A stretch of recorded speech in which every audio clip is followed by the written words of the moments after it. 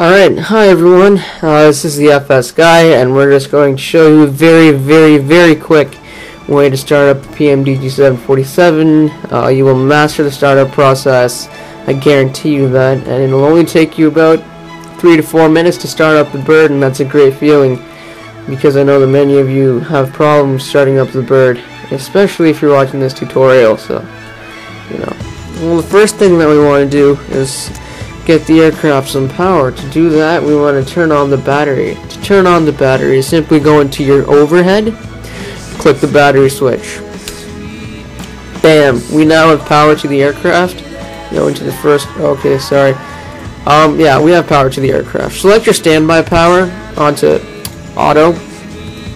See, bam! We have our display is working. We don't have any indications, however, so I'll show you how to get that in a second. Just gonna go back into the overhead and turn on external power.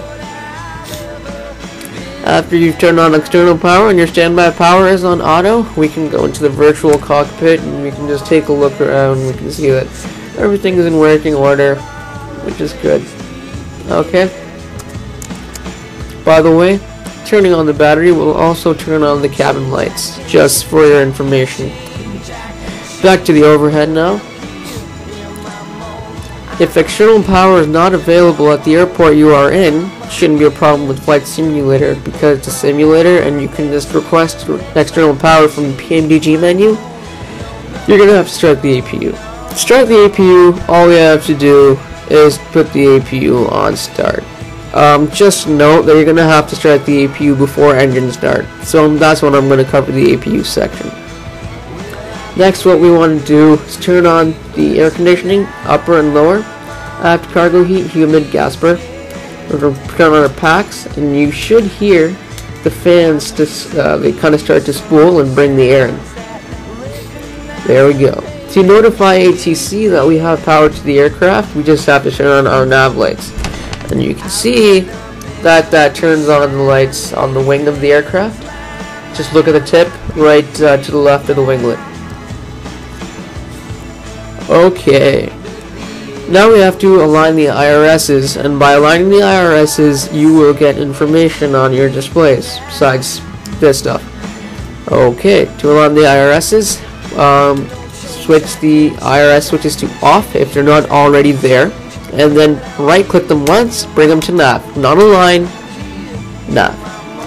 Then bring up the FMC. You should be familiar with the FMC. If you're not, I'm going to be posting a tutorial soon. And you see that we already got the enter IRS position. We're going to clear that message and go and click on the FMC section. Sorry about that. Okay, you want to enter in your reference airport by clicking an EHAM. Now, initially, when you start up the aircraft, you're going to get this page, and then you're going to go into POS init, which stands for Position Initialization. Then again, enter in your reference airport. This is the airport you are departing from, or basically the airport you're at right now. We're at Schiphol, and the ICAO code is EHAM or AHAM. Enter that into the reference airport by typing it in onto the FMC and putting it in line select key to left. Okay, you'll get your GPS position or your coordinates for that. Then take your GPS position, click on line select 4 right, and bring it into line select 5 right.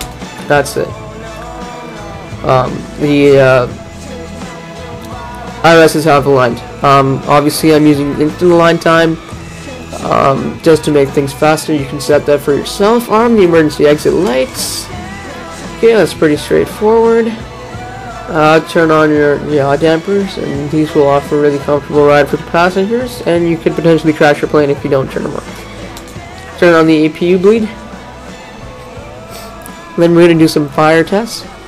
First of all, we're going to do a bat test. Turn the standby power to bat. Check on the ICAS that we get bat discharge APU and bat discharge main.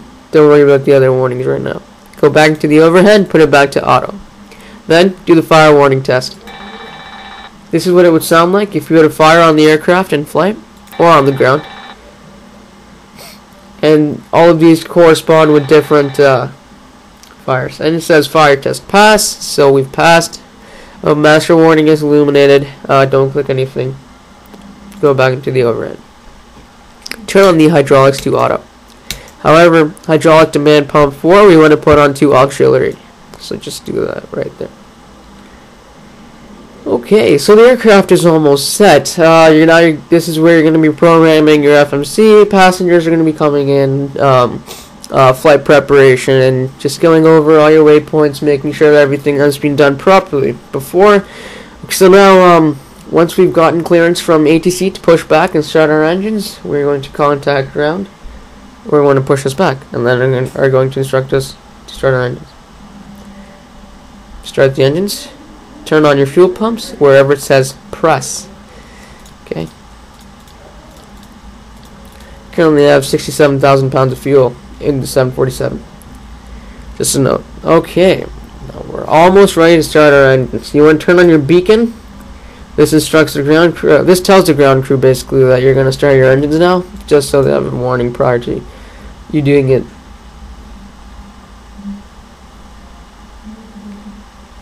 Next, click on the THR or throttle.